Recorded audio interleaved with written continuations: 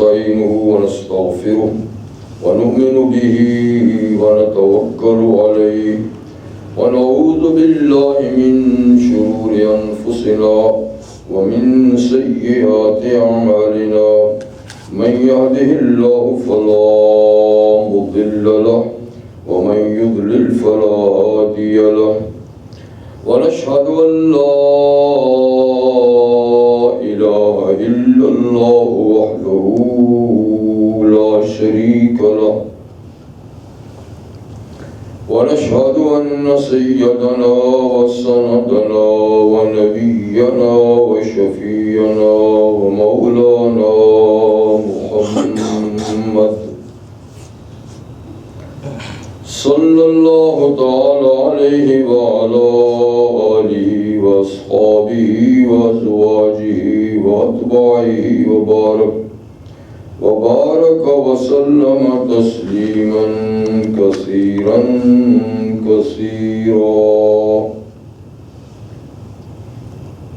أما بعد أعوذ بالله من الشيطان الرجيم بسم الله الرحمن الرحيم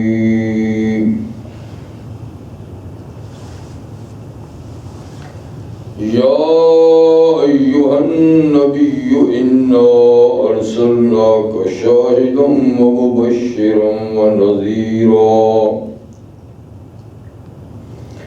وداعيا إلى الله بإذنه وسراجا منيرا صدق الله مولانا العظيم وصدق رسوله النبي الأمي الكريم ونحن على ذلك لمن الشاهدين والشاكرين والحمد لله رب العالمين.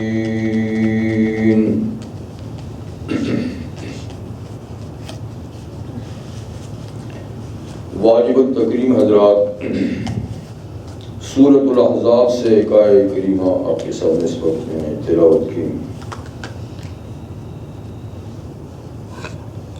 حق تعالیٰ ارشاد فرماتے ہیں، اے نبی صلی اللہ علیہ وآلہ وسلم، بے شک ہم نے آپ کو بھیجا گواہ بنا کر اور خوشخبری سنانے والا اور ڈرانے والا اور اللہ کی طرف دعوت دینے والا اللہ کے حکم سے، اور روشن چراغ بنا کر بھیجے.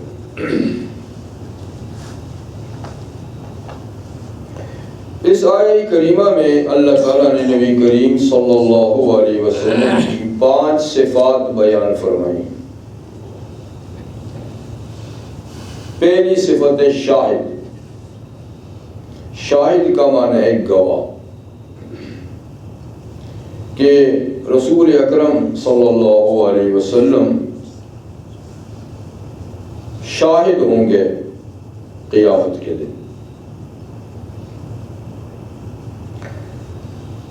قیامت کے دن تو کئی شہادتیں ہوں گی، کئی لوگوں سے کئی لوگوں پر شہادتیں طلب کی جائیں گی.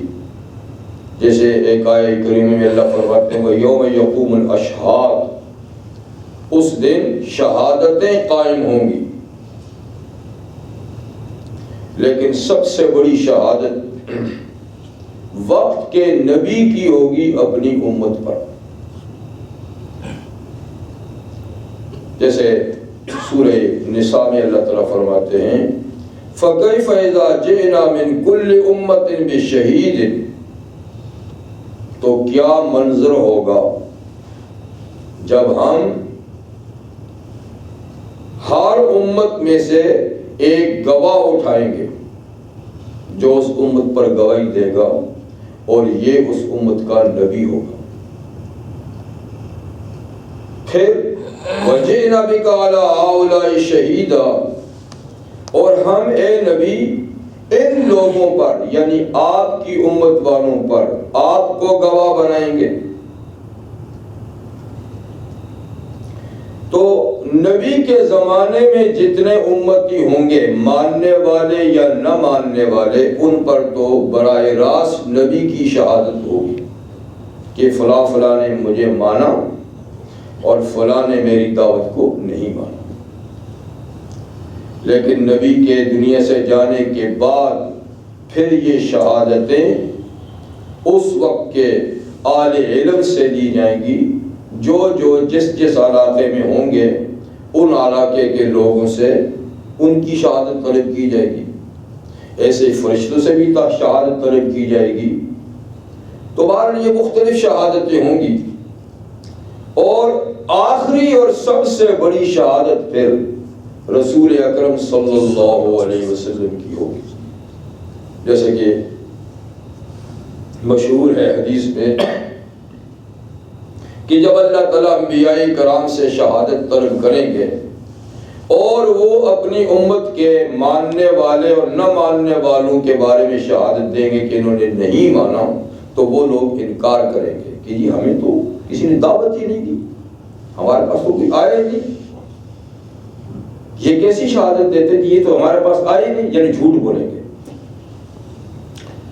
تو اس وقت اللہ تعالیٰ نبی سے فرمائیں گے، اس وقت اس امت کے نبی سے فرمائیں گے کہ آپ کی شہادت کا تو یہ انکار کرتے ہیں، تو آپ کے پاس کوئی اپنی شہادت پر شہادت ہے؟ کوئی آپ کے پاس بھی گواہ ہیں؟ تو نبی فرمائیں گے کہ ہاں میرے پاس اس بات کی شہادت موجود ہے، اور وہ آخری پیغمبر کی امت ہے، اس امت کو کے بارے میں فرمائیں گے کہ وہ میرے گواہ ہیں۔ جب اللہ تعالیٰ اس امت سے گواہی طلب کریں گے تو یہ امت گواہی دے گی کہ ہاں اس نبی نے اپنی امت کو اللہ کا پیغام پہنچایا ہے۔ سارے نبیوں کے بارے میں یہ شہادت امت دے گی۔ تو وہ امتیں پھر انکار کریں گی کہ ان کو کیا پتا ہے، ان کو کیا پتا ہے کہ انہوں نے ہمیں پیغام پہنچایا، یہ تو سب سے آخر میں آئے ہیں۔ تو اللہ تعالیٰ پھر اس امت سے کہیں گے کہ ہاں تم کیسی شہادت دیتے ہو، تم تو سب سے آخر میں آئے ہو، ان کے زمانے میں تو نہیں تھے۔ تو یہ امت کہے گی کہ یا اللہ ہماری شہادت چشم دید تو نہیں ہے، آنکھوں دیکھی بات تو نہیں ہے، علمی شہادت ہے۔ ہمارے پاس آپ کی کتاب آئی ہے، آپ کا نبی آیا تھا، تو آپ کے نبی نے آپ کی کتاب کے ذریعے سے یہ بات بتائی کہ یہ سارے انبیاء دنیا میں آپ کی طرف سے نمائندہ بن کے آئے، اور انہوں نے اپنی امتوں کو دعوت دی، اور پھر ان امتوں میں سے بعض نے مانا بعض نے نہیں مانا۔ تو ہم تو آپ کی کتاب کی بنیاد پہ شہادت دیتے، آنکھوں دیکھی بات نہیں، اور ہم اپنے رسول صلی اللہ علیہ وسلم کی تعلیمات کے مطابق۔ تو اللہ تعالیٰ فرمائیں گے کہ یہ ٹھیک ہے، باقی میں نے آخری کتاب میں بالکل یہ باتیں بتائی ہیں کہ نوح علیہ السلام آئے، ہود علیہ السلام آئے، صالح علیہ السلام آئے، شعیب علیہ السلام آئے، سارے پیغمبر آئے، انہوں نے دعوت دی، تمہاری شہادت ٹھیک ہے۔ اور پھر حضور صلی اللہ علیہ وسلم سے بھی اس امت کے بارے میں شہادت طلب کریں گے، تو جو فرمائیں گے کہ میری امت ٹھیک ہے جی اللہ، میں نے آپ کی کتاب کی وجہ سے ان کو یہ ساری باتیں بتائیں۔ تو اس طرح رحمت عالم صلی اللہ علیہ وسلم اپنی امت کے لوگوں پر بھی شاہد ہوں گے۔ ابو بکر نے دعوت قبول کی، عمر نے کی، صحابہ نے کی، ابو جہل نے قبول نہیں کی، اس کی پارٹی کے لوگوں نے نہیں کی، تو یہ شہادت امت پر ہوگی۔ اور دوسری امتوں اور دوسرے نبیوں پر بھی شہادت دیں گے کہ وہ صحیح کہتے ہیں کہ انہوں نے پیغام آپ کا پہنچایا، پھر کچھ لوگوں نے مانا کچھ نے نہیں۔ تو اس لحاظ سے نبی کریم علیہ السلام کیا ہیں؟ شاہد ہیں، شاہد ایک صفت۔ دوسری مبشرہ، آپ مبشر ہیں، یعنی جو لوگ آپ کی دعوت کو قبول کریں، اللہ کی اطاعت اور فرما برداری اختیار کریں، تو آپ ان کو اللہ تعالیٰ کی رضامندی اور جنت کی خوشخبری سنانے والے ہیں کہ خدا تم سے راضی ہوں گے اور تمہاری اس دعوت کے قبول کرنے اور اطاعت اور فرما برداری کے بدلے میں اللہ تمہیں جنت دیں گے۔ تو اس لحاظ سے آپ مبشر ہیں۔ وَنَذِيرًا، اور تیسری صفت یہ کہ آپ نذیر ہیں۔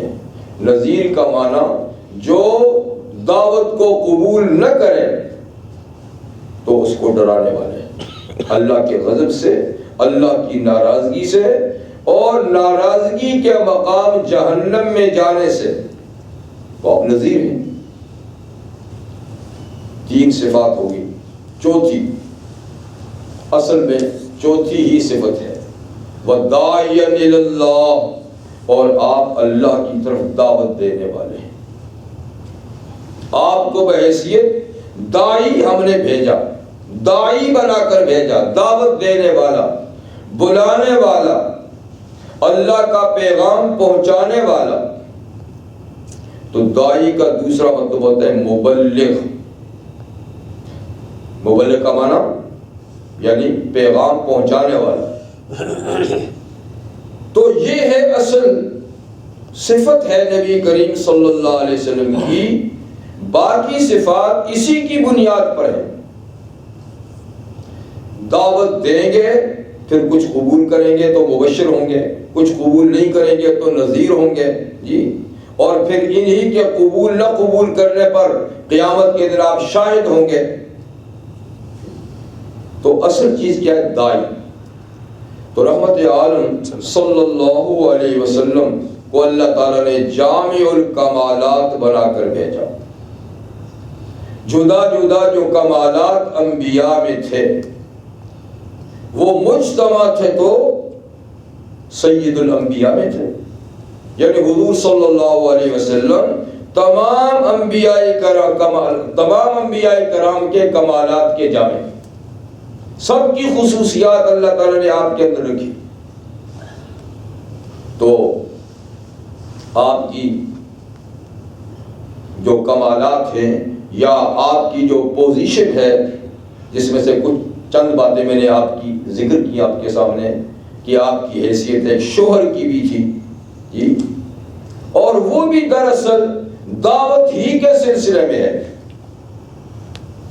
ایک آپ کی حیثیت باپ کی تھی، تو اصل میں وہ بھی دیکھیے تو دعوت ہی کا ایک حصہ ہے، اور ایک آپ کے تجرد یعنی غیر شادی شدہ ہونے کے زمانے، جوانی کے زمانے اور پھر بچپن کے زمانے کی ایک پوزیشن ہے۔ تو اس کے علاوہ پھر نبی کریم صلی اللہ علیہ وسلم کی اور بھی کئی حیثیتیں ہیں، یعنی آپ امیر وقت تھے، آپ حکمران وقت بھی تھے، حضور علیہ السلام جج بھی تھے، رحمت عالم صلی اللہ علیہ وسلم یعنی مرشد اور رہنما بھی تھے، آپ معلم اور پروفیسر بھی تھے، حضور صلی اللہ علیہ وسلم یعنی طبیب اور معالج بھی تھے، رحمت عالم صلی اللہ علیہ وسلم ایک عظیم جرنیل بھی تھے جی، جو آپ نے جنگیں لڑی اور بڑی کامیابی کے ساتھ لڑی۔ تو حضرت صلی اللہ علیہ وسلم ایک زاہد شب زندگار بھی تھے، ایک عابد بھی تھے، ایک تاجر بھی تھے۔ تو آپ کے اندر تو گوناگون صفات تھیں، اور ہر ایک صفت حضور صلی اللہ علیہ وسلم کی اس قابل ہے کہ اس کی رہنمائی میں زندگی گزاری جائے۔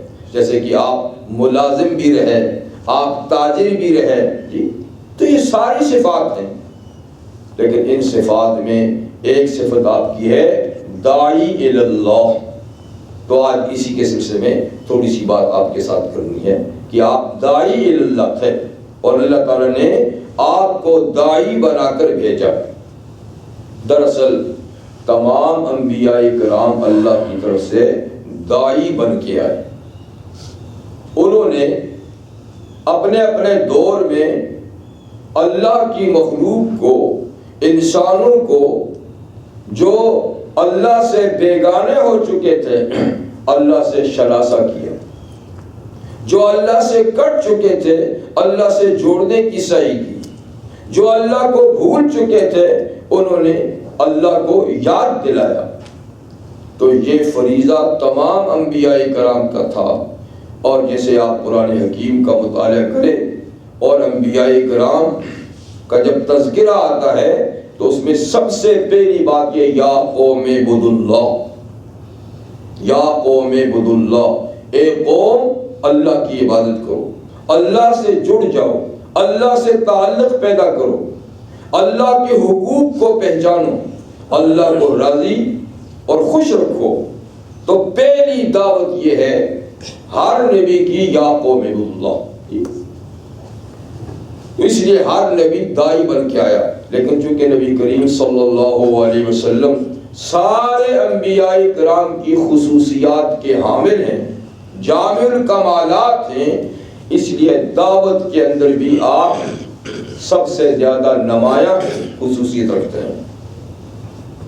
اور کار دعوت میں جتنی آپ کو دشواریاں پیش آئیں، مشکلات پیش آئیں، آپ نے جس حوصلے کے ساتھ، صبر کے ساتھ، ثبات کے ساتھ، استقامت کے ساتھ دعوت کا کام کیا، وہ اپنی مثال آپ ہے۔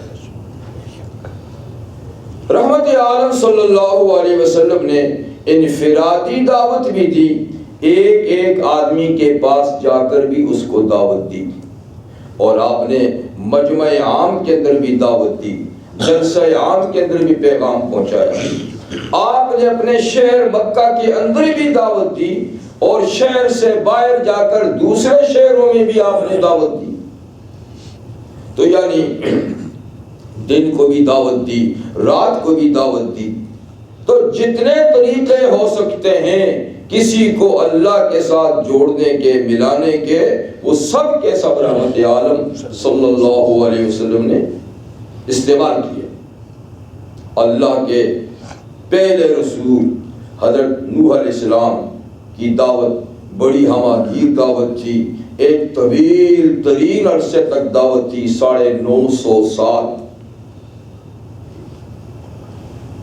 ان کے بارے میں سورہ نوح میں ہے، انہوں نے فرمایا ربی انی دعوت قومی لیلا و نہارا، اے اللہ میں نے اپنی قوم کو رات کو بھی بلایا، دن کو بھی بلایا، راتوں کو بھی اٹھ کر میں نے ان کو پیغام پہنچایا، دن کو بھی میں نے ان کو پیغام پہنچایا۔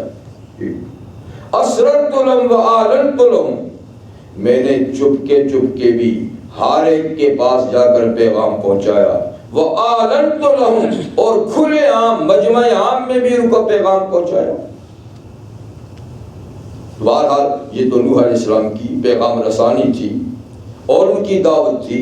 اسی طرح رحمت عالم صلی اللہ علیہ وسلم نے مکہ والوں کو، غیر مکہ والوں کو اسی طریقے سے ہر وقت دعوت دی۔ تو خیر دعوت دینا یہ انبیاء کرام کے نبوت کا ایک بہت بڑا حصہ ہے۔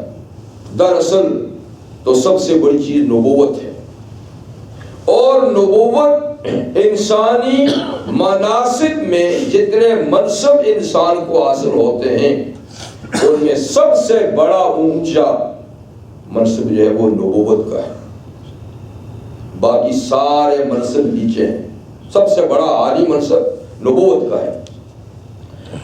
یعنی اللہ کی نمائندگی کرنا، اللہ کے فرما پہنچانے میں، اس کے احکامات پہنچانے میں اللہ کی نمائندگی کرنا، یہ سب سے عالی منصب ہے، یا فرشتوں کو حاصل ہے یا انسانوں کو حاصل ہے، اور کوئی مخلوق رسول نہیں۔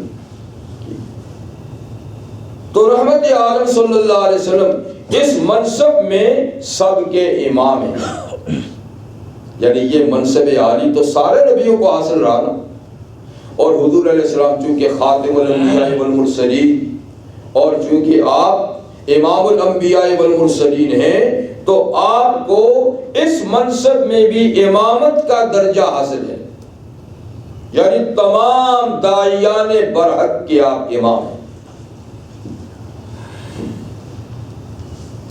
اور دراصل امت کے لیے نبوت کے ذکر میں وہ بات نہیں، اس لیے کہ وہ ایسا منصب ہے کہ اگر آپ اس کو ذکر بھی کریں تو اس منصب کو پا نہیں سکتے، وہ تو مخصوص ہے، وہ تو محنت سے، عمل سے، جدوجہد سے ملنے والی چیز نہیں۔ ہاں اگر کسی چیز کو کسی درجے میں پا سکتے ہیں تو وہ رسول اللہ صلی اللہ علیہ وسلم کی دعوت کا منصب ہے، اور دعوت کا منصب ایسا ہے کہ نہ صرف یہ کہ پا سکتے ہیں کسی درجے میں، بلکہ ہم یعنی پوری امت اس منصب میں رحمت عالم صلی اللہ علیہ وسلم کی نائب ہے۔ یہ حضور خود یہ منصب امت کو دے کر گئے ہیں، اور اللہ تعالیٰ نے قرآن حکیم میں یہ منصب نبی کے بعد امت کو دیا ہے۔ جیسے اللہ تعالیٰ فرماتے ہیں کنتم خیر امت اخرجت للناس، دیکھو تم دیگر امتوں کی طرح نہیں ہو، امت ابراہیم، امت نوح، امت یعقوب، امت موسیٰ، امت عیسیٰ کی طرح نہیں، اس لیے کہ ان امتوں کو دعوت کا منصب نہیں ملا، بلکہ دعوت کا کام صرف نبی کرتے تھے، اور جب ایک نبی چلا جاتا تو فوراً دوسرا نبی آ جاتا تھا اس منصب پر، امت کو اس میں پڑھنے کی ضرورت ہی نہیں تھی۔ لیکن چونکہ رحمت عالم صلی اللہ علیہ وسلم خاتم الانبیاء والمرسلین ہیں، اور آپ کے بعد اس منصب جلیل پہ کوئی نہیں آ سکتا، اب آپ ہی کی نبوت قیامت تک جاری و ساری ہے، تو اب کار نبوت کو کون انجام دے گا؟ اب کار نبوت کو کون انجام دے گا؟ تو اللہ تعالیٰ نے یہ منصب اس امت کو تفویض کیا، جیسے آقا صلی اللہ علیہ وسلم فرمایا کہ کانت بنو اسرائیل تسوسہم الانبیاء، بنی اسرائیل جو تھے تو ان کی سیاست، ان کا انتظام، ان کی دعوت کا کام انبیاء کرام کرتے تھے، ساری ڈیوٹیاں نبی انجام دیتے تھے، اور ہوتا یوں تھا کلما ہلک نبی خلفہ نبی، جب ایک نبی کی وفات ہوتی پیچھے دوسرا آ جاتا تھا، اس منصب کو وہ کنٹرول کرتا تھا۔ وَأَنَّهُ لَا نَبِيَّ بَعْدِي، اور شان یہ ہے کہ میرے بعد تو اب چونکہ سلسلہ نبوت ختم ہے اور میرے بعد کوئی نبی نہیں آئے گا، وَيَكُونُ الْخُلَفَاءُ فَيَكْسُرُونَ، ہاں میرے بعد میرے نائب آئیں گے، میرے قائم مقام ہوں گے، میری امت کے لوگ ہی میرے قائم مقام ہوں گے، اور وہ بڑی تعداد میں ہوں گے، بڑی تعداد میں ہوں گے، ہر دور میں ہوں گے، ہر زمانے میں ہوں گے، اور وہ یہ ڈیوٹی انجام دیتے رہیں گے۔ پھر یہ بھی ارشاد فرمایا العلماء ورثۃ الانبیاء، اہل علم جو ہیں، دین کا علم رکھنے والے، کم یا زیادہ جتنا بھی، وہ نبی کے وارث ہیں، دین کا علم رکھنے والے وہ نبی کے انبیاء کے وارث ہیں۔ اور فرمایا کہ الانبیاء لم یورثوا دینارا ولا درہم، دیکھو انبیاء کرام روپیہ پیسہ وراثت میں چھوڑ کے نہیں گئے کہ وہ علماء کو ملے گا، بل ورثوا العلم، بلکہ وہ اپنی وراثت علم چھوڑ کر گئے ہیں۔ فمن اخذ بحظ وافر، اب جس نے علم حاصل کیا اس نے بہت بڑا نبی کی وراثت کا حصہ حاصل کیا۔ تو بہرحال حضور سے فرما گئے کہ میرے بعد چونکہ نبوت کا سلسلہ نہیں ہے، اس لیے میرے کام کی ذمہ داری کون اٹھائے گا، کون چلائے گا؟ یعنی میری امت، اور میری امت کے اہل علم۔ لیکن اہل علم سے مراد وہ نہیں ہیں جن کو ہم سمجھتے ہیں کہ وہ باقاعدہ کسی اسکول کا، کسی مدرسہ کا فاضل ہو، مستند ہو، سند ہو۔ یا علم سے مراد یہ کہ جس کے پاس جتنا علم ہے جس کے پاس جتنا علم ہے ٹھیک تو وہ اس علم کا عالم ہے، وہ اس علم کا، جس کو جو مسئلہ معلوم ہے وہ اس مسئلے کا عالم ہے، جس کو جس آیت کا مفہوم مطلب معلوم ہے وہ اتنا عالم ہے، اس کی ڈیوٹی میں اتنا ہی علم آگے پہنچانا ہے۔ تو رحمت عالم صلی اللہ علیہ وسلم اب کار نبوت امت کے حوالے کر گئے اور آپ نے فرمایا بلغوا انی ولو آیہ، میری طرف سے کسی کو ایک آیت ایک حدیث بھی معلوم ہو، ایک آیت ایک حدیث کا بھی وہ عالم ہو، اس کو وہ آگے پہنچانی ہے۔ لیکن یہ کہ جتنی معلوم ہے اتنی پہنچانی ہے، اس سے نہیں، اگر اس سے بڑھے گا تو پھر تو خطرہ ہے۔ یعنی آدمی کے پاس علم تو چھٹانگ بھر ہو اور وہ کلو بھر پھیلانا لگے گا تو غلطی کرے گا۔ جتنا ہے اتنا، جتنا ہے اتنا۔ تو اس لحاظ سے پوری امت کے ذمہ دعوت جو ہے وہ ضروری اور فرض ہے۔ پوری امت کا ہر فرد کہ جتنا جتنا اس کے پاس علم ہے اتنا اس علم کو آگے پھیلائے۔ تو خیر رحمت عالم سمسم کا منصب جلیل کیا ہے؟ یعنی دنیا میں اللہ کا پیغام پہنچانا۔ یا ایھا الرسول بلغ ما انزل الیک، اے رسول صلی اللہ علیہ وسلم آپ پہنچا دیجئے جو بھی آپ کی طرف وحی ہوتی ہے، چاہے وہ وحی جلی ہے قرآن یا وحی خفی ہے حدیث، وہ آپ آگے دوسروں کو پہنچاتے جائیں۔ اور یہ منصب دعوت جو حضور علیہ السلام کو حاصل ہوا اور تمام انبیاء کرام کو حاصل ہوا، اس کو قرآن حکیم میں کئی جگہ اللہ تعالیٰ نے بیان فرمایا۔ کہیں فرمایا ادعو الی سبیل ربک، ادعو الی سبیل ربک بالحکمت والموعظۃ الحسنہ، کہ محمد صلی اللہ علیہ وسلم آپ اپنے رب کے رستے کی طرف لوگوں کو دعوت دیجئے حکمت کے ساتھ اور اچھی مؤثر نصیحت کے ساتھ۔ یہ آداب دعوت ہے۔ یعنی جب اللہ کا پیغام پہنچانا ہے تو کیسے پہنچایا جائے؟ حکمت کے ساتھ۔ حکمت کیا ہے؟ قرآن اور سنت، قرآن اور سنت یہ حکمت ہے۔ اور موعظۃ الحسنہ، موعظہ کہتے ہیں واعظ سے، واعظ کہتے ہیں نصیحت کو، یعنی کسی کی بھلائی چاہنے کے لیے اس کی بھلائی کی بات اس تک لے جانا بھلے انداز میں، یعنی انداز بھی بھلا ہو اور اس کی خیر خواہی مقصود ہو، بھلائی مقصود ہو۔ یہ نہیں کہ کسی کا پیغام پہنچانا ہے تو جیسے چاہے پہنچا دیا۔ بسا اوقات صحیح بات غلط انداز میں جب پیش کی جاتی ہے تو اس کے منفی اثرات پیدا ہوتے ہیں۔ اس لیے جب دعوت دی جائے تو جس کو دعوت دی جاتی ہے اس کو حقیر نہیں سمجھا جائے۔ اگر وہ کسی گناہ میں ملوث ہے تو اس کو نظروں سے گرائیں نہیں، ہو سکتا ہے کہ کل کو توبہ کر کے وہ آپ سے بھی آگے نکل جائے۔ گناہ سے نفرت تو ضروری ہے، گناہگار سے نفرت نہیں، ٹھیک ہے؟ گناہ سے نفرت ہے، گناہگار سے نفرت نہیں۔ اگر گناہگار سے نفرت ہوگی پھر تو دعوت مؤثر ہی نہیں ہوگی۔ اس لیے بڑے پیارے انداز، اچھوتے انداز سے، خوش اخلاقی کے ساتھ، دلائل کے ساتھ بات دوسرے کی گوش گزار کریں، اور یہ ہر آدمی کی، ہر مسلمان کی ذمہ داری ہے۔ اس کے لیے یہ نہیں ہے کہ کوئی خاص طبقہ یہ کام انجام دے گا، یہ عمومی طور پہ ہر مسلمان کی ذمہ داری ہے۔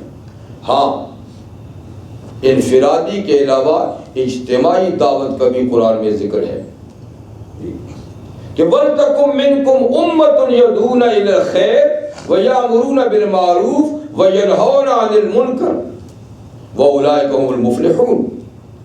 تم میں ایسی ایک باقاعدہ جماعت بھی ہونی چاہیے،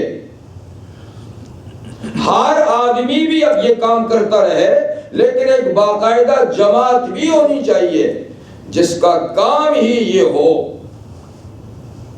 وہ باقی کاموں سے اپنے آپ کو فارغ کر دے، کام ہی یہ ہو کہ وہ یامرون بالمعروف، لوگوں کو معروف کی بات کہیں اور منکر سے ان کو روکے۔ اس لیے کہ بسا اوقات ایسا ہوتا ہے، اور بالخصوص آج کے جمہوری زمانے میں کہ ایک آدمی کی بات کو کوئی وزن نہیں دیا جاتا، لیکن چند آدمی مل کے اگر وہ یہ بات کہتے ہیں تو اس کا وزن ہو جاتا ہے کہ بھئی اتنے آدمی جو آئے ہیں، اتنے آدمی جو یہ بات کر رہے ہیں، تو بھئی یہ سننے کی بات ہے۔ لیکن ایک ہی آدمی اٹھ کے اگر کہے گا تو بسا اوقات اس کی بات میں اتنا وزن نہیں سمجھا جاتا۔ تو اس لیے دونوں طریقے ہونے چاہیے، ایک تو باقاعدہ جماعتی طور پہ دعوت کا کام کیا جائے، اور ایک یہ کہ انفرادی طور پہ بھی جب بھی کسی کے ساتھ میل ملاقات ہو تو جتنی بات اس کے پاس ہے اتنی بات اس کے گوش گزار کر دیں، الجھنے کی ضرورت نہیں، منوانا یہ کام ہمارا نہیں ہے۔ بعض لوگ کہتے ہیں جی فلاں تو مانتا ہی نہیں ہے، میں کہوں گا تو وہ مانے گا نہیں، تو بھئی آپ کو کس نے اس کا ذمہ دار ٹھہرایا ہے کہ آپ اس پہ بات منوائیں؟ جب اللہ تعالیٰ اپنے نبی سے یہ فرماتے ہیں ان علیک الا البلاغ، آپ کے ذمہ صرف میرا پیغام پہنچانا ہے، انما علیک البلاغ وعلینا الحساب، پیغام رسانی آپ کے ذمہ ہے، حساب لینا میرا کام ہے۔ لیس علیک ہداہم، آپ کے ذمہ لوگوں کو ہدایت کی اوپر لگانا نہیں، ولیکن اللہ یہدی من یشاء، ہدایت کے رستے پہ لگانا اللہ کا کام ہے، جس کو چاہیں گے لگائیں گے۔ ہاں آپ کا کام تو ہے صحیح رستہ بتا دینا، نجات کا رستہ بتا دینا۔ تو اب بسا اوقات ہم یہ سمجھتے ہیں کہ نہیں، لوگوں کو بہرحال ہدایت پہ چلانا بھی ہماری ذمہ داری ہے، اب کوئی نہیں چلتا تو ہم ہمت ہار کے بیٹھ جاتے ہیں، یہ غلط بات ہے، ایسا نہیں۔ اپنی ذمہ داری ہے صحیح بات دوسرے کے کان میں ڈال دینا، بس اب اس کا پیچھا مت کرے، اس سے الجھے نہیں۔ تمہارا ایک طریقہ کیا ہے؟ انفرادی، جو ہر مسلمان کے ذمہ ہے کہ جتنی بات اس کو صحیح معلوم ہے وہ دوسرے کو بتائے، اور دوسرا طریقہ ہے اجتماعی، کہ باقاعدہ ایک جماعتی شکل میں منظم طریقے سے دعوت کا کام کیا جائے اور اس کو چلایا جائے۔ رحمت للعالمین صلی اللہ علیہ وسلم جو تمام داعیان برحق کے امام اور پیشوا ہیں، اور ان کی نیابت میں ان کی امت اس کام کی ذمہ دار ہے، پیغمبر کریم صلی اللہ علیہ وسلم نے جیسے میں نے عرض کیا اجتماعی طور پہ بھی دعوت دی۔ شروع میں جب منصب نبوت پہ فائز ہوئے تو 3 سال تک آپ کی دعوت انفرادی رہی، خفیہ رہی۔ اللہ تعالیٰ کی حکمت ہے جی۔ تو سب سے پہلے دعوت کس کو ملی؟ جب کار نبوت، ذمہ داری نبوت کی آپ کے سر پہ پڑی تو سب سے پہلے سے باخبر کس کو کیا؟ سیدہ خدیجۃ الکبریٰ رضی اللہ تعالیٰ عنہا، آپ کی اہلیہ محترمہ، امت کی ماں، سب سے پہلے ان کو بات بتائی، انہوں نے تسلیم کر دی۔ وہ آپ کی سیرت و کردار سے واقف تھے، آپ کی سچائی سے واقف تھی، اور اس کے بعد آپ کے گھر کے جو افراد تھے، آپ کے آزاد کردہ غلام زید بن حارثہ رضی اللہ عنہ، آپ کے گھر کے ایک فرد علی مرتضی رضی اللہ عنہ جو بچے تھے، یہ گھر کے آدمی ہیں، ان کو آگاہ کیا۔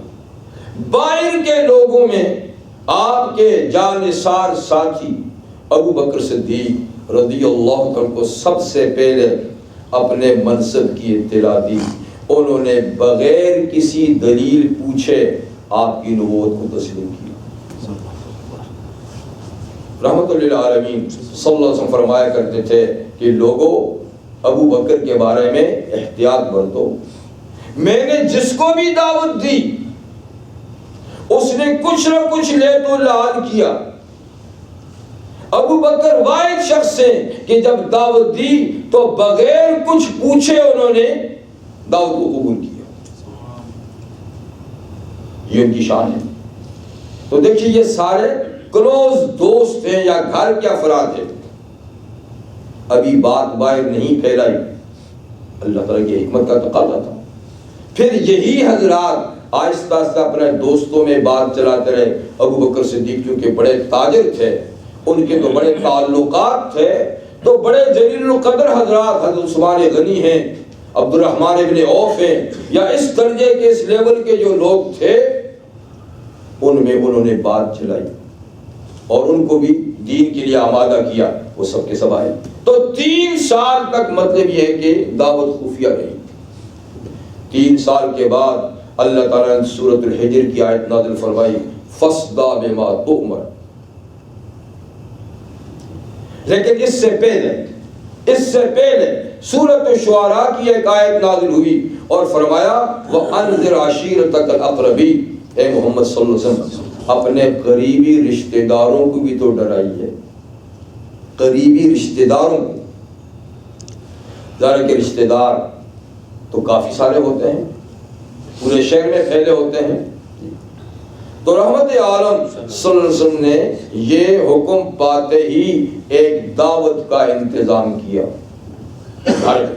کھانا تیار کرایا گیا کہ اپنے عزیزوں کو کیسے دعوت دوں، ان کے لیے کچھ تواضع کا انتظام کروں، کچھ کھانے کا انتظام کروں، جب وہ سارے اس پہ آ جائیں گے تو پھر ان کو دعوت بھی دے دوں گا۔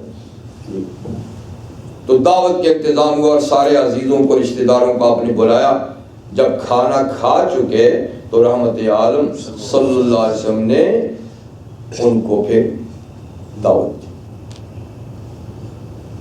لا قولوا لا الہ الا اللہ تفلحوا، لا الہ الا اللہ کہو تو کامیاب ہو جاؤ گے۔ لیکن بہرحال کسی نے ہاں میں جواب نہیں دیا۔ جب کسی نے کوئی جواب نہیں دیا تو حضرت علی تو ایسے بھی مان چکے تھے، وہ کھڑے ہوئے اور انہوں نے حوصلہ افزا جواب دیا کہ میرے آقا میں آپ کا ساتھ دوں گا اس کار دعوت، میں اس کام میں، حالانکہ بچے تھے۔ تو حضور نے فرمایا کوئی بات نہیں، آپ بیٹھ جائیں، ارے تم تو ماننے والے، تم نے تو پہلے سے مان چکا ہے۔ لیکن یہ بھی ان کا حوصلہ ہے کہ جب کوئی نہیں بولا تو انہوں نے کھڑے ہو کے کہا کہ میں اس کام میں آپ کا ساتھی ہوں۔ پھر حضور نے دعوت دی، پھر کسی نے کوئی جواب نہیں دیا، تو علی پھر کھڑے ہو گئے، انہوں نے پھر وہی حوصلہ افزا جواب دیا۔ آقا نے فرمایا کہ بیٹھ جائے۔ تیسری دفعہ پھر دعوت دی تو کسی نے کوئی جواب نہیں دیا، پھر حضرت علی کھڑے ہوئے اور نے وہی حوصلہ افزا جواب دیا۔ بہرحال آقا نے دعوت دے دی، کھانا بھی کھلا دیا، لیکن عزیز و رشتہ داروں میں سے کسی نے ہاں میں جواب نہیں دیا، سب چلے گئے۔ اور یہ سلسلہ ایسا ہی رہا۔ 3 سال کے بعد اللہ تعالیٰ نے حکم دیا فَاصْدَعْ بِمَا تُؤْمَرُ، اے میرے محبوب پیغمبر اب اس پیغام کو کھلے عام نشر کیجئے، سیر عام، مجمع عام میں، جلسہ عام میں میرا پیغام پہنچائیے۔ تو رحمت عالم صلی اللہ علیہ وسلم نے اس کے لیے کوہ صفا کو منتخب کیا۔ صفا جس وقت چھوٹی سی پہاڑی تب تو کاٹ کر اس کو ختم کر دیا گیا ہے، اس وقت باقاعدہ پہاڑی تھی، تو آپ اس کی اوپر تشریف لے گئے اور حضور صلی اللہ علیہ وسلم نے عرب کے دستور کے مطابق اعلان کیا۔ عرب کے دستور میں خطرے سے آگاہ کرنے کے لیے ایک نعرہ بلند کیا جاتا تھا، انا النذیر العریان، کہ لوگوں میں تمہیں برہنہ ڈرانے والا ہوں، بے لباس ڈرانے والا ہوں، یہ ایک نعرہ ہوتا تھا۔ اور یہ خطرے کی گھنٹی سمجھی جاتی تھی، اور اس قسم کے نعرے کو سن کر پھر ہر کوئی متوجہ ہوتا تھا کہ یہ کوئی اہم ترین خبر ہے۔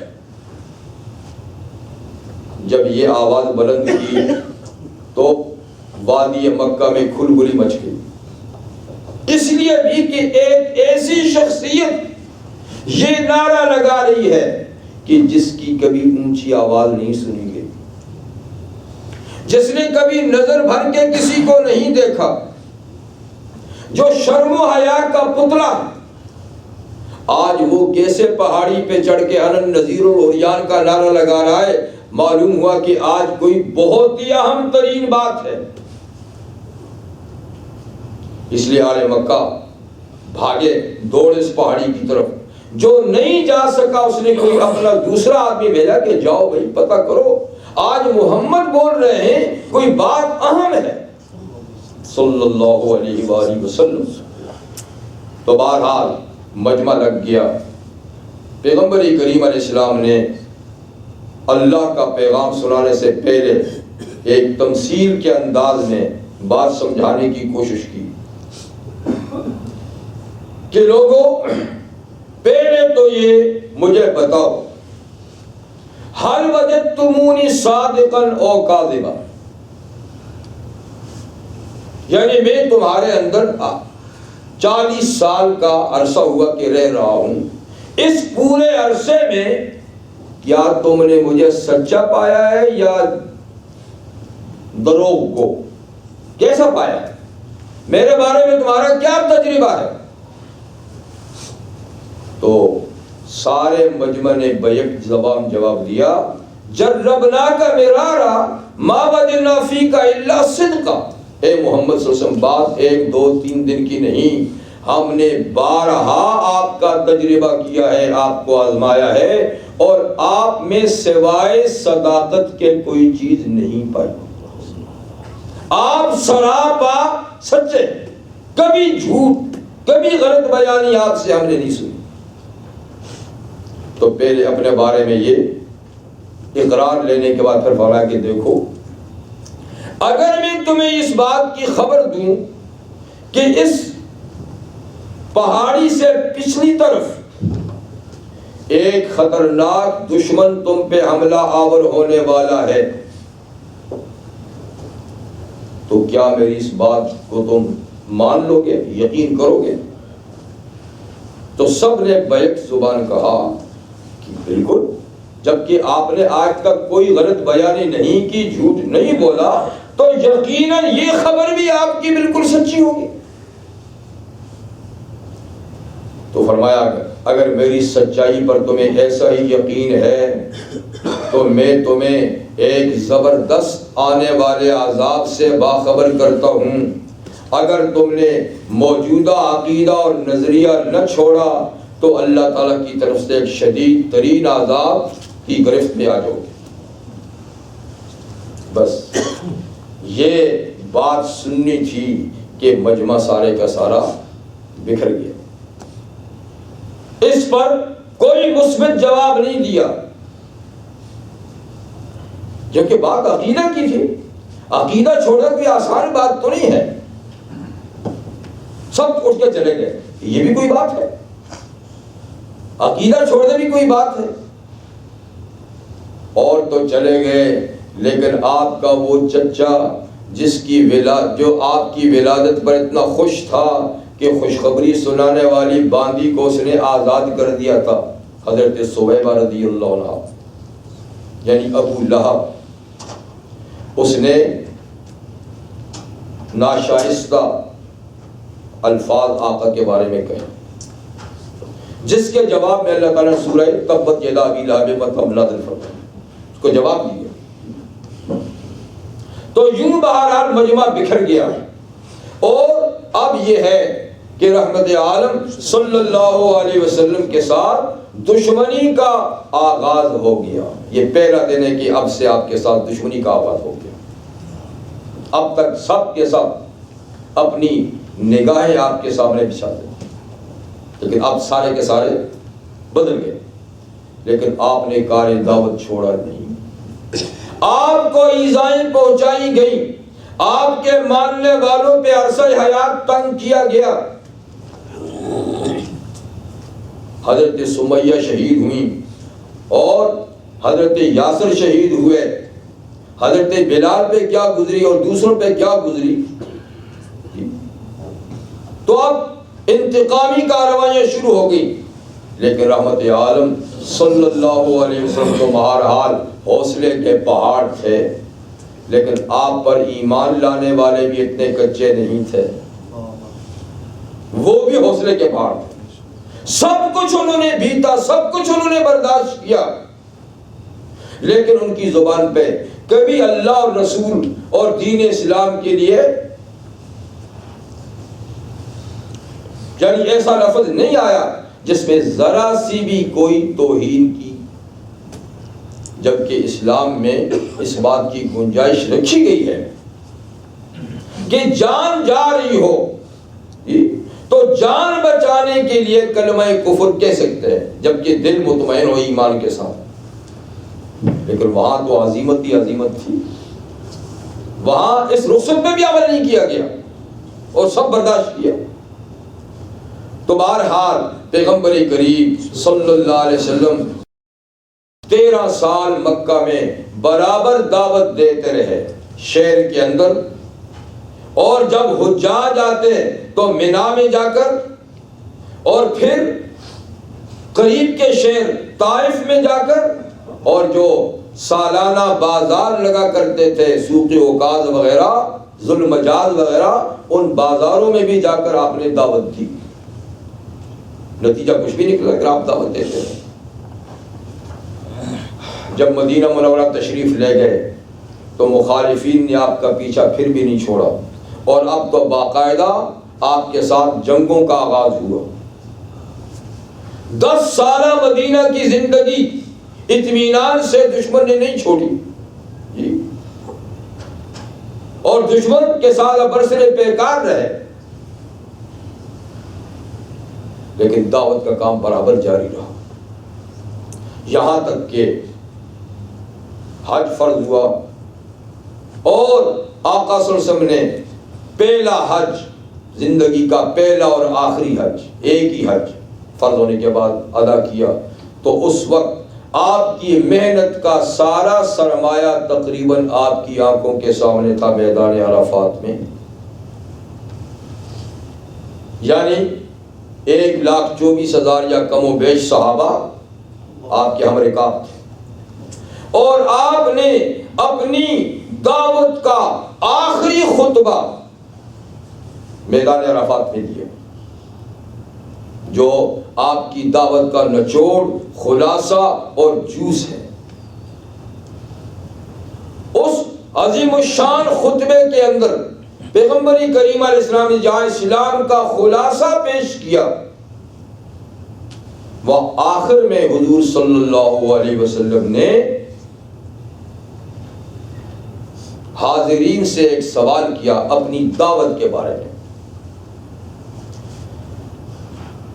کہ انتم تسألون عنی، دیکھو تم لوگوں سے قیامت کے دن میرے بارے میں سوال ہوگا۔ کس بارے میں سوال ہوگا؟ فما انتم قائلون، تم سے میرے بارے میں سوال ہوگا قیامت کے دن، تو تم کیا جواب دو گے؟ یعنی اللہ تعالیٰ جب میرے بارے میں پوچھیں گے کہ میں نے اللہ کا پیغام پورا تمہیں پہنچایا یا نہیں، یہ سوال اللہ تعالیٰ کریں گے تم سے، تو تم کیا جواب دو گے؟ دیکھنا، آپ نے تو اور بھی کارہائے نمایاں انجام دیے، لیکن امت سے کس بارے میں پوچھتے ہیں؟ دعوت کے بارے میں، کہ میرے متعلق اللہ تم سے میری دعوت کے بارے میں پوچھیں گے، پیغام رسانی کے بارے میں پوچھیں گے، تو تمہارا بھلا کیا جواب ہوگا؟ تو پورے مجمع نے بیک زبان حضور صلی اللہ علیہ وسلم کو بتایا کہ نشہد، آپ اطمینان رکھیے گا، نشہد، ہم شہادت دیں گے، انک قد بلغت، کہ بالیقین آپ نے اللہ کا پیغام ہمیں پہنچایا ہے، یقیناً آپ نے اللہ کا پیغام ہمیں پہنچایا۔ وَأَدَّيْتَ، اور جو امانت آپ کے سپرد کی تھی وہ امانت بھی آپ نے پوری کی پوری ادا کی۔ وَنَصَحْتَ، اور پیغام پہنچانے میں آپ نے امت کی خیر خواہی اور بھلائی کا خیال رکھا، اور پوری بھلائی اور خیر خواہی کے ساتھ آپ نے پیغام پہنچایا۔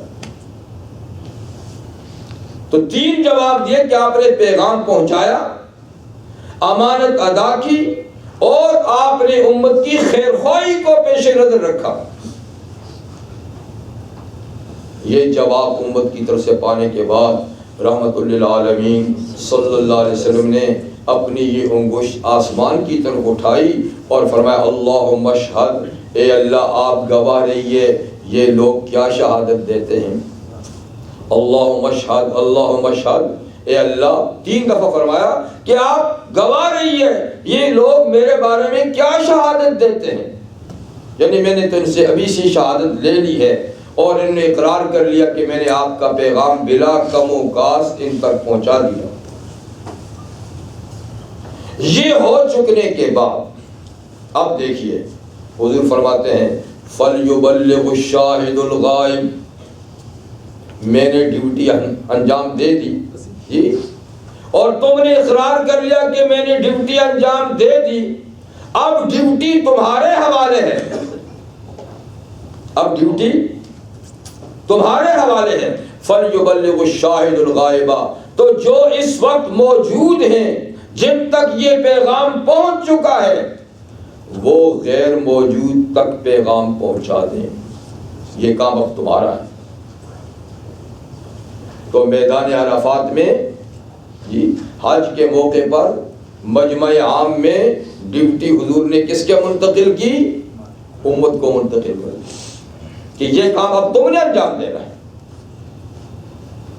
اب سوال یہ پیدا ہوتا ہے کہ کیا ہم یہ ڈیوٹی انجام دے رہے ہیں؟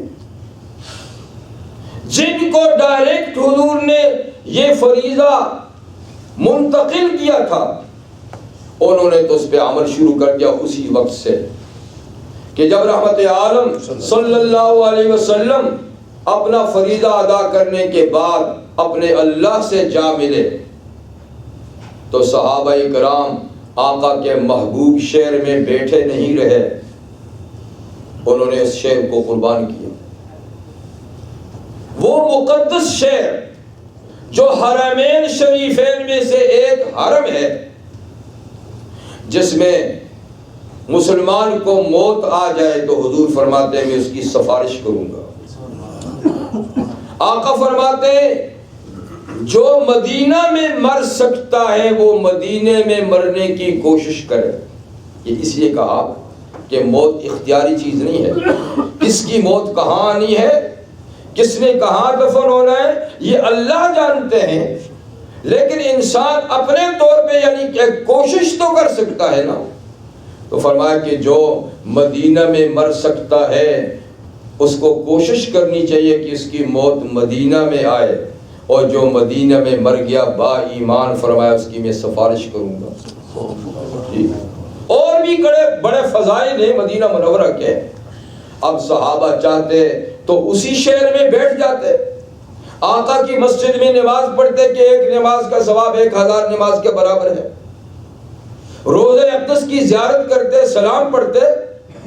ایک طریقہ تو یہ تھا، اور ایک یہ جو حضور نے میدان عرفات میں ڈیوٹی حوالے کی ہے کہ فَلْيُبَلِّغُ الشَّاهِدُ الْغَائِبَ، جو موجود ہیں وہ غیر موجود انسانوں تک میں یہ پیغام پہنچا دیں۔ تو صحابہ نے مدینہ منورہ کی رہائش کو قربان کیا اس پیغام پر کہ یہاں بیٹھ کر تو یہ دنیا کو پیغام نہیں پہنچایا جا سکتا۔ تو وہ لوگ منتشر ہوئے، دنیا میں پھیلے، اور دنیا میں پھیل کر وہ ذمہ داری جو آقا نے ڈائریکٹ ان پہ عائد کی تھی اس فرض سے وہ سبکدوش ہو گئے۔ رضی اللہ تعالیٰ عنہ اجمعین، اللہ کی کروڑیں رحمتیں اور رضامندیاں ان صحابہ کرام پر ہوں جنہوں نے اپنا وطن عزیز اور حضور کا شہر عزیز چھوڑا ہم تک پیغام پہنچانے میں. وہ وہیں بیٹھے رہتے تو ہم تک پیغام پہنچ جاتا کیا؟ نہیں. وہ اپنا فرض ادا کر گئے، ان کے بعد ان کے شاگرد، ان کے بعد ان کے شاگرد، اور یہ سلسلہ چلتے چلتے آج ہم تک پہنچ گیا ہے. اور یوں سمجھیے کہ اب حضور صلی اللہ علیہ وسلم کا وہ ارشاد ہمیں پکار رہا ہے کہ فَلْيُبَلِّغُ الشَّاهِدُ الْغَائِبَ، جس مسلمان تک میرا پیغام پہنچا ہے وہ اس کو آگے دوسروں تک پہنچائے. اب یہ ذمہ داری آپ پر مجھ پہ عائد ہے. اب دیکھیے کہ ہم اس ذمہ داری کو کتنا پورا کرتے ہیں. حضور نے یہ نہیں فرمایا کہ علماء کا طبقہ یہ ڈیوٹی انجام دے گا، باقی بیٹھے رہو، کاروبار کرو، ملازمت کرو. فَلْيُبَلِّغُ الشَّاهِدُ الْغَائِبَ، امت کا ہر آدمی جس کے پاس دین کی جتنی بات ہے وہ آگے اس کو پہنچائے. اگر ہم اس فریضے کو اسی نہج پہ پہنچانے کی کوشش کریں تو دنیا سے بے خبر نہیں رہ سکتی. آج مسلمان اتنی تعداد میں ہیں کہ ایک مسلمان 5 آدمیوں تک بھی پیغام پہنچائے تو ساری دنیا کو پیغام پہنچ سکتا ہے. لیکن ہم ہیں کہ ہم سمجھتے ہیں کہ فلاں جماعت یہ کام کر رہی ہے بس، فلاں آدمی فلاں عالم یہ کام کر رہا ہے اور بس. نہیں، بات ایسی بات نہیں ہے. ہر آدمی پر بقدر علم بقدر فرصت کی ڈیوٹی ہے اور اس کو انجام دینا چاہیے. اور یہ بھی کوئی ضروری نہیں کہ آپ باقاعدہ لیکچر دیں، تقریر کریں، خطبہ دیں، یہ بھی کوئی ضروری نہیں. جس طرح اسلام کی دعوت لیکچر اور خطبے سے ہو سکتی ہے، تقریر سے ہو سکتی ہے، تحریر سے بھی ہو سکتی ہے.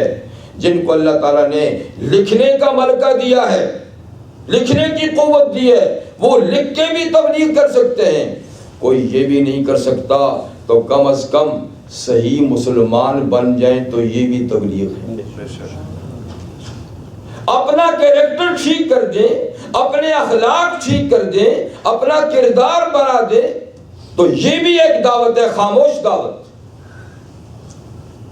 لیکن بدقسمتی سے ہم کسی چیز کے لیے بھی تیار نہیں. ہماری اجتماعی حالت ایسی ہے کہ اس کو دیکھ کے شاید ہی کوئی اسلام کی طرف آئے. بددیانتیاں ہم میں ہیں، جھوٹ ہم میں ہیں، خیانتیں ہم میں ہیں، لڑائی جھگڑے ہم میں ہیں. دنیا کی کون سی قباحت ہے جو ہم میں نہیں؟ تو اس کو دیکھ کے کوئی آئے گا اسلام کی طرف؟ تو ایک تو ہمیں اپنے اخلاق، اپنا کردار ٹھیک کرنا چاہیے، اور دوسرا جتنا کچھ ہے اس کو آگے منتقل کرنے کی کوشش کریں. یہ ذمہ داری ہے. صرف بات سے ہم اللہ اور رسول کو خوش نہیں کر سکتے کہ جی آپ ہمارے بڑے پیارے ہیں، ہمیں آپ سے بڑی محبت ہے، ہم آپ پہ فدا ہیں. صرف باتوں سے نہیں، یہاں عمل کی ضرورت ہے. کچھ کر کے دکھائیں. تو اللہ تعالیٰ آپ کو، مجھے اور تمام امت مسلمہ کو توفیق عطا فرمائے کہ وہ پیارے رسول صلی اللہ علیہ وسلم کے ساتھ عملی پیار کر کے دکھائیں، اور ان کی طرف سے عائد ڈیوٹی اور فریضہ جو ہم پہ عائد ہوتا ہے اس کو بطریق احسن ہم ادا کرنے والے بن جائیں. تو انشاءاللہ ہماری اپنی بھی دنیا اور آخرت سدھر جائے گی، اور اس کی وجہ سے نہ معلوم کسی اور کی بھی سدھر جائے. تو اتنی بات عرض کرنی تھی. اور اس کے ساتھ ساتھ جو ہمارا مسجد کا پروگرام ہے، اگرچہ وہ بہت سست رفتاری کے